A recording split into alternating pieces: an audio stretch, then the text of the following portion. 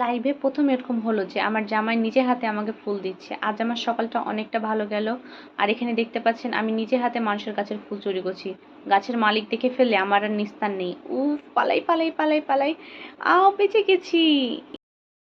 Hello guys, আজ আমি অনেক সকাল সকাল উঠে গেছি। এখন কয়টা বাজে জানেন? সকাল 5টা বাজে। আর এত সকালে উঠার রহস্য কি জানেন? আমার ননদ আজকে শ্বশুর বাড়ি যাচ্ছে, মানে তার স্বামীর বাসায় যাচ্ছে। তো সে নিজের মাইক্রোতে উঠেছে আর আমি তাকে এখন টাটা বাই বাই বলতে যাব। তো চলুন যাওয়া যাক। আর এটা দেখতে পাচ্ছেন তাদের গাড়ি। আর এখানে তাদের মালপত্র থোয়া আছে, দেখতে পাচ্ছেন এটাতে। আর এখানে সব গাড়ির জিনিসপত্র রাখা আছে। সকাল অনেক তো অন্ধকারের কারণে ঠিক মতো দেখা যাচ্ছে না।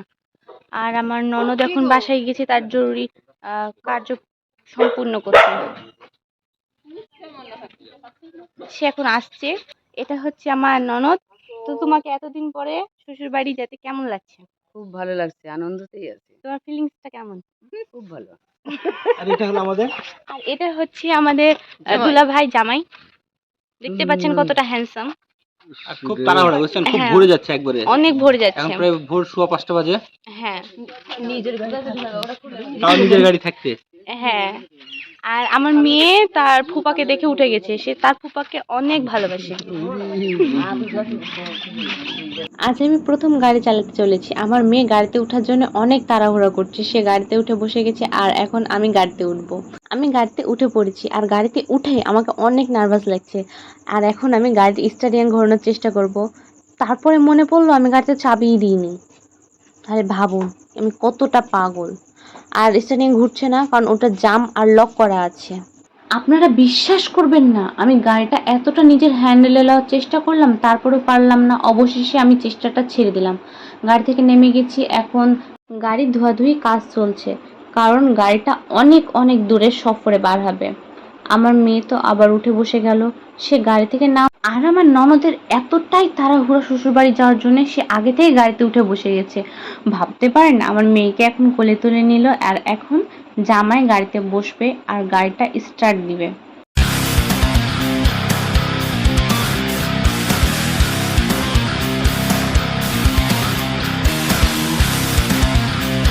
জামাই এখন আমাদেরকে বলছে চলো যাওয়ার আগে একটু তোমাদেরকে ঘুরিয়ে দিই।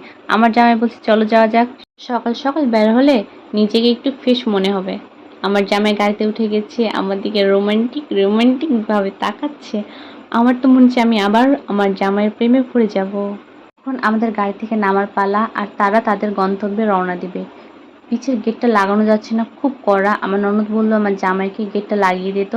আমার জামাই গেটটা লাগিয়ে দিল আর আমার ননদ এখন বাবুকে আদর করছে। আদর ভালোবাসা সব কমপ্লিট। এখন আমার জামাই জিজ্ঞাসা করছে আপা তুমি খেয়েছো, ঠিক মতো সব জিনিস নিয়েছো, সাবধানে যাবা, সাবধানে বাসায় পৌঁছে ফোন করবা। এসবই গল্প হচ্ছে তাদের মধ্যে। আমি আমার ননদকে টাটা বলেছি, সে মনে হয় খেয়াল করেনি। তো গাড়িটা এখন চলে যাবে, রওনা দিবে। টাটা, বাই বাই, সাবধানে যেও আপু।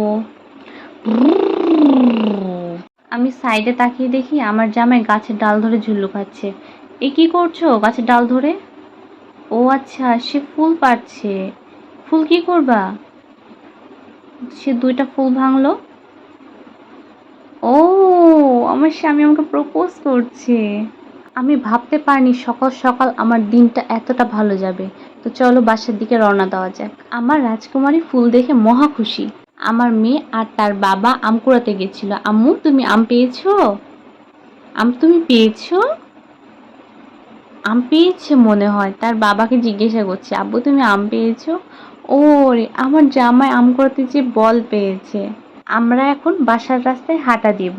বাবু বাবার কোলে উঠে গেছে। গাইস, আমার ননদ নন্দুই চলে গেছে, তারা গাড়িতে রওনা দিয়ে দিয়েছে। আর আমার স্বামী আজকে সকাল সকাল, হ্যাঁ, আমার স্বামী অনেক সকাল সকাল রোমান্টিক হয়ে গেছে।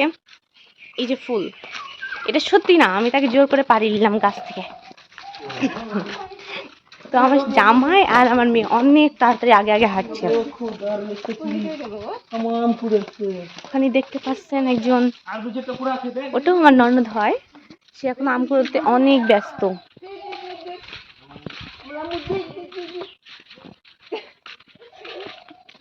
মানুষের বাগান যখন ধরে মারবে তখন বুঝতে পারবে।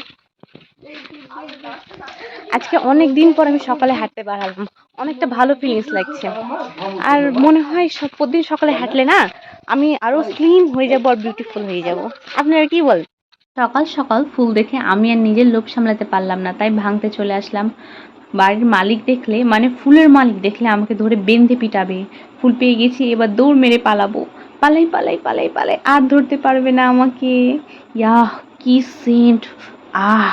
আমার মেয়েকে দেখে মনে হচ্ছে সে অনেক রেগে আছে। রেগে আছে আসলে তা না, তার খিদে পেয়েছে, এজন্য সে মুখ হপ করে আছে। আর সে বাইরে বেড়াচ্ছে বলে কিচ্ছু বলছে না। এখানে দুটো গরু আমাদেরকে দেখে কিছু বলার চেষ্টা করছে।